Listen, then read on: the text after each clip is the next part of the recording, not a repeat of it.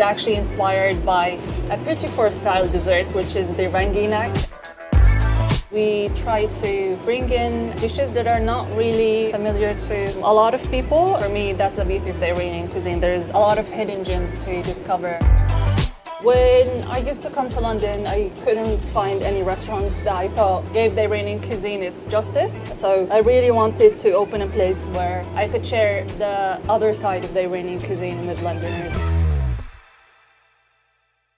Hi there, my name is Marwa Alkhalaf, Chef Director at Natural London, and today I will be sharing my Ranginak tart recipe with you. The key part to this Ranginak and what makes it Ranginak is the toasted flour. The reason why we toast the flour is just to give it a bit of nuttiness without actually having to add any nuts to it. So with this step, you need to take your time, make sure that you continuously stir the pot so you would dry toast it without actually burning the flour.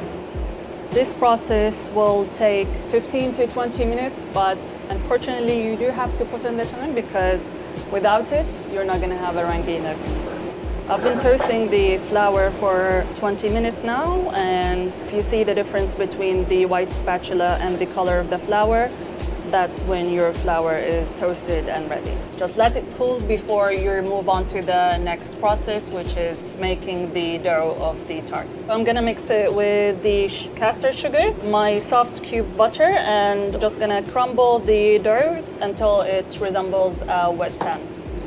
When we first opened, we wanted to push the boundaries with the Iranian cuisine, and when we were awarded the Michelin plate, we really were over the moon. It just confirmed that we are on the right path, and that's why right now we're trying to push the boundary even further and maybe one day get a start as well.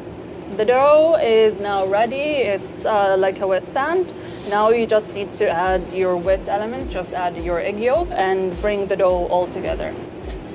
Try not to over knead it. All you need to do is just make sure that the dough comes together, and that's when you can stop.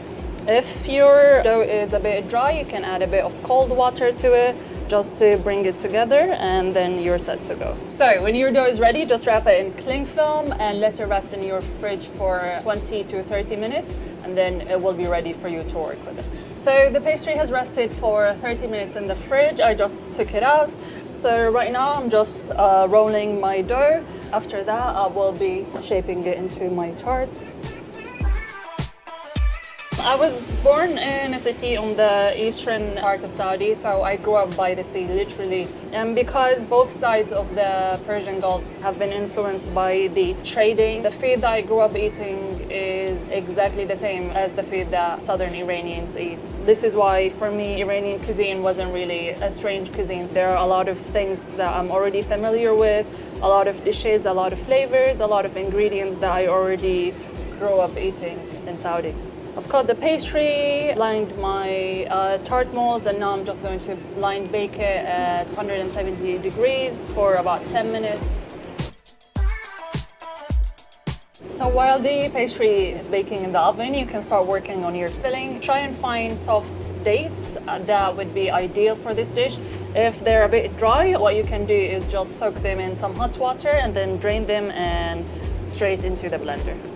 So right now I just added the egg yolks, the date molasses.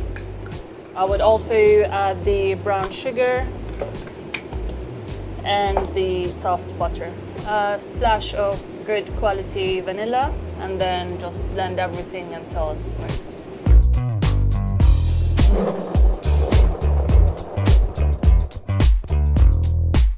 So I just took out my tart shells out of the oven. They look crispy and beautiful, and I'm just gonna chill them down while I finish my filling. So everything is blended right now. This is the consistency that you're looking for. I'm just gonna fold in my double cream, and then my filling is ready. So right now, just get a couple of pistachio kernels, put them there for a lovely surprise when you're eating your tart. And after that, you just need to pour in your filling to cover it and then bake your tarts. Now I'm just gonna take them to the oven, bake them at 155 degrees for 15 minutes or until the filling is set.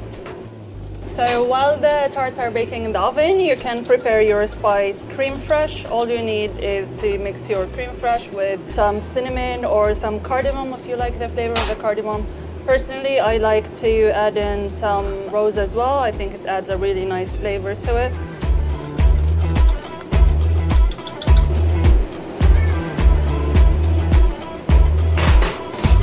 So the tarts are now out of the oven. I'm just gonna wait for them to chill, and then I'm going to cut them and garnish them. I'm gonna start by putting some pistachio powder on top, just to add a bit of crunch and a nice green color to it.